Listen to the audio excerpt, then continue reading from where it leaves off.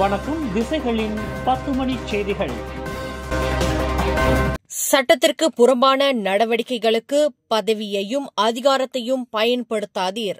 துணை பிரதமர் திட்டவட்டம். பாதுகாப்பு படையினரும் ராணுவ படையினரும் தங்கள் பதவிகளை தவறாக பயன்படுத்தி சட்டத்திற்கு புறம்பான செயல்களில் ஈடுபட வேண்டாம் என துணை பிரதமர் டத்தோஸ்ரீ அஹமட் ஜைட் ஹமிடி வலியுறுத்தினார். அதிகார முறைகேடல்கள் நிறுத்தப்பட வேண்டும், ஏனெனில் அது நாட்டின் பாதுகாப்பு படைகளின் பிம்பத்தை பாதிக்கிறது என்றும் அவர் கூறினார்.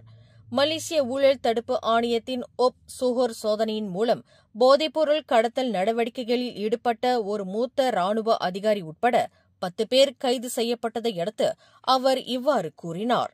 இந்த சம்பவம் மற்றவர்களுக்கு ஒரு பாடமாக அமைய வேண்டும் என அவர் தெரிவித்தார். மேலும் தவறிழைக்கும் அதிகாரிகளுக்கு தற்காப்பு படைகள் துணை நிற்காது என்றும் அவர் கூறினார். அண்மைய காலமாக தேசிய கொடியான ஜாலோர் கமிலாங் தலைகீழாக ஏற்றப்பட்டது போன்ற சம்பவங்கள் மக்களிடையே பரபரப்பை ஏற்படுத்தியுள்ளன.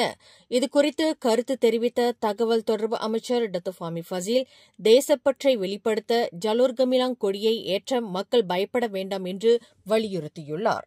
இச்சம்பவங்கள் குறித்து சட்டம் தன் கடமையை செய்யும் என்றும் பொதுமக்கள் யாரும் சட்டத்தை தங்கள் கைகளில் எடுக்க வேண்டாம் என்றும் அவர் கேட்டுக் கொண்டுள்ளார். பிரதமர் அன்வார் இப்ராஹிம் இனி இத்தகைய செயல்களை சகித்துக் கொள்ள மாட்டோம் என்றும் கடுமையான நடவடிக்கை எடுக்கப்படும் என்றும் எச்சரித்துள்ளார். தேச ஒற்றுமைக்கு குந்தகம் விளைவிக்கும் செயல்கள் உடனடியாக நிறுத்தப்பட வேண்டும் என்றும் அவர் வலியுறுத்தியுள்ளார். முன்னாள் பிரதமர் டத்தோஸ்ரீ நஜீப் துன் ரசாக்கின் தண்டனையை குறைக்கும் கூடுதல் ஆவணம் தொடர்பான வழக்கு நாளை உயர் நீதிமன்றத்தில் விசாரணைக்கு வரவுள்ளது. இந்த வழக்கு கடந்த 1 வருடமாக நிலுவையில் இருந்தது.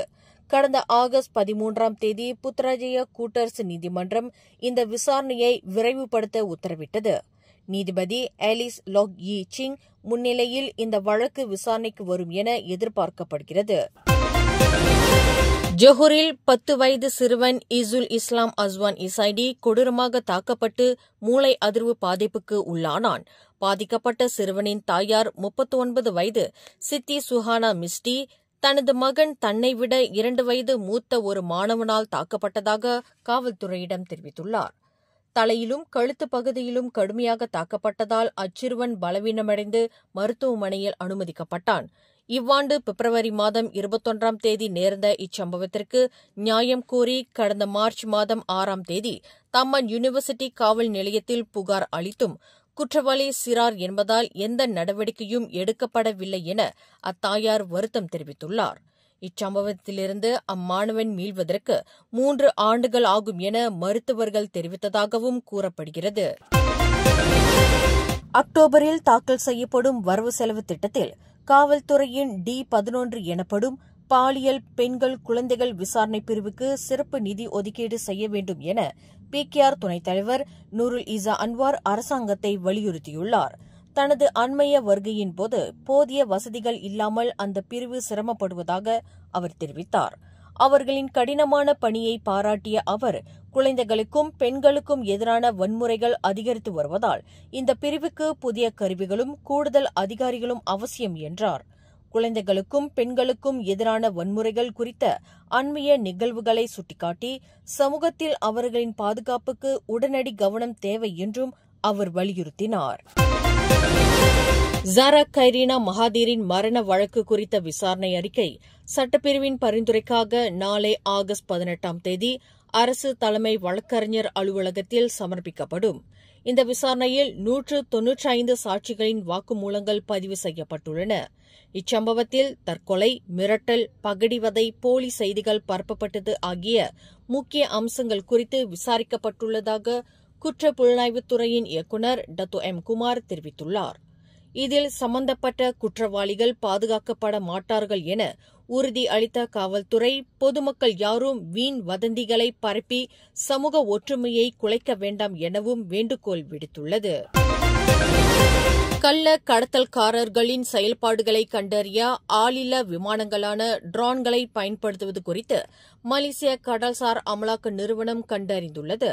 இந்த புதிய தொழில்நுட்பம் கடற்பரப்பு குற்றங்களை கண்காணிப்பதுடன் சட்ட அமலாக்க அதிகாரிகளின் நடவடிக்கைகளையும் கண்டறிய உதவுகிறது என மலேசிய கடல்சார் அமலாக்க நிறுவனத்தின் இடைக்கால உதவி இயக்குநர் முகமது ஜவாவி அப்துல்லா தெரிவித்தார். இதனை எதிர்கொள்ள அமெரிக்காவில் இருந்து பெறப்பட்ட புதிய கப்பல் உட்பட கூடுதல் கப்பல்களை பெற அரசு நடவடிக்கை எடுத்து வருகிறது. அது மட்டுமில்லாமல் ஏற்கனவே உள்ள கப்பல்களும் மேம்படுத்தப்பட்டு வருகின்றன. இந்த நடவடிக்கையானது நாட்டின் கடற்பகுதியை பாதுகாப்பதற்கான ஒரு புதிய உத்தி என்று அவர் மேலும் கூறினார். பஹாங் ஜெராந்தோட் லிப்பிஸ் சாலையில் ஏற்பட்ட கோர விபத்தில் 14 வயது இளம்பெண் ஒருவர் உயிரிழந்ததோடு 5 பேர் படுகாயமடைந்தனர். ஒரு குடும்பத்தைச் சேர்ந்தவர்கள் பயணித்த கார் எண்ணெய் தாங்கிய லோரியுடன் மோதியதால் இந்த விபத்து நேர்ந்ததாக பஹாங் தீயணைப்பு மீட்புப் படையின் பொது தொடர்பு அதிகாரி ஜுல்ஃபட்லி ஜக்கரியா தெரிவித்துள்ளார். இந்த சம்பவத்தில் காரில் பயணித்த இளம்பெண் சம்பவ இடத்திலேயே உயிரிழந்தார். கார் ஓட்டுநர் உட்பட மற்ற 5 காயமடைந்தனர். விபத்துக்கான காரணம் குறித்து காவல்துறையினர் விசாரணை நடத்தி வருகின்றனர். ஜோஹர் பாரு நகராட்சி மன்றத்தின் அதிகாரிகளின் நடவடிக்கையால் கோபமடைந்த ஆடவர் ஒருவர் அந்த நகராட்சிக்கு சொந்தமான லாரியை பெட்ரோல் ஊற்றி எரித்த சம்பவம் பரபரப்பை ஏற்படுத்தியுள்ளது. இந்த சம்பவம் ஜோஹர் பாரு நகராட்சி மன்றத்திற்கு சொந்தமான வாகனங்கள் நிறுத்தும் இடத்தில் நடந்தது.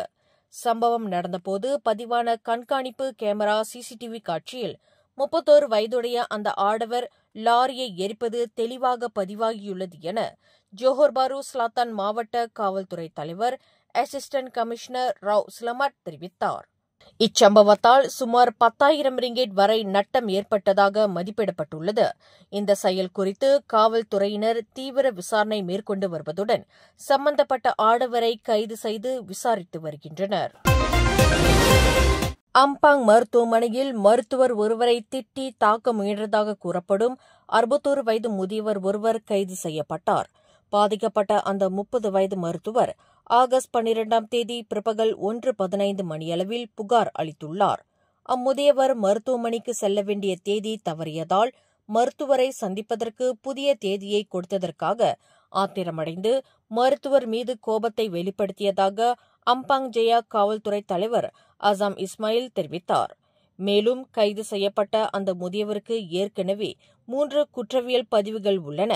தற்போது அம்முதியவர் காவல்துறை ஜாமீனில் விடுவிக்கப்பட்டுள்ளார் என்றும் தெரிவிக்கப்பட்டுள்ளது.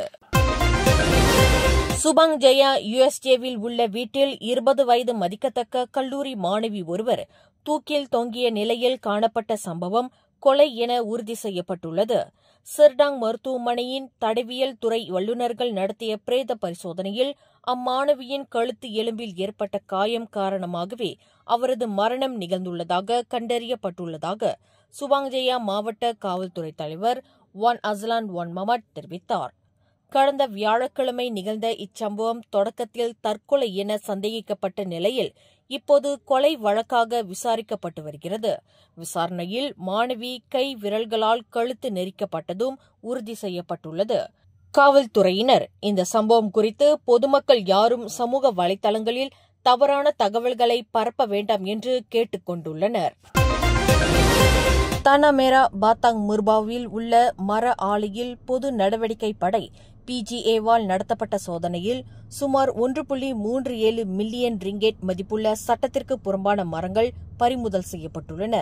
இந்த சோதனையின் போது 800 மரக்கட்டைகள், 30,000 பதப்படுத்தப்பட்ட மரக்கட்டைகள், மரங்களை வெட்டும் கருவிகள் ஆகியன பறிமுதல் செய்யப்பட்டன என கொமாண்டர் பிரிக் தெங்காரா பிஜிஏ நிக் ரோஸ்லான் அசஹான் நிக் அப்துல் ஹமீட் தெரிவித்தார். பறிமுதல் செய்யப்பட்ட இந்த மரக்கட்டைகளுக்கு வனத்துறையின் வரி முத்திரை இல்லாததால் அவை கிளாந்தான் மாநில பாதுகாக்கப்பட்ட வனப்பகுதியில் இருந்து சட்டத்திற்கு புறம்பாக வெட்டப்பட்டிருக்கலாம் என சந்தேகிக்கப்படுகிறது. இதன் தொடர்பில் சட்டத்திற்கு புறம்பான குடியேற்றவாசிகள் என கருதப்படும் ஒரு சீன நாட்டவரும் 2 மியான்மர் நாட்டவர்களும் கைது செய்யப்பட்டனர். மேலும் செய்திகளை தெரிந்து கொள்ள கீழே இருக்கும் பெல் பட்டனை அழுத்துங்கள். உங்கள் மகிழ்ச்சியை வெளிப்படுத்த லைக் மற்றும் ஷேர் செய்யுங்கள். தொடர்ந்து திசைகளோடு இணைந்திருக்க சப்ஸ்கிரைப் செய்யுங்கள்.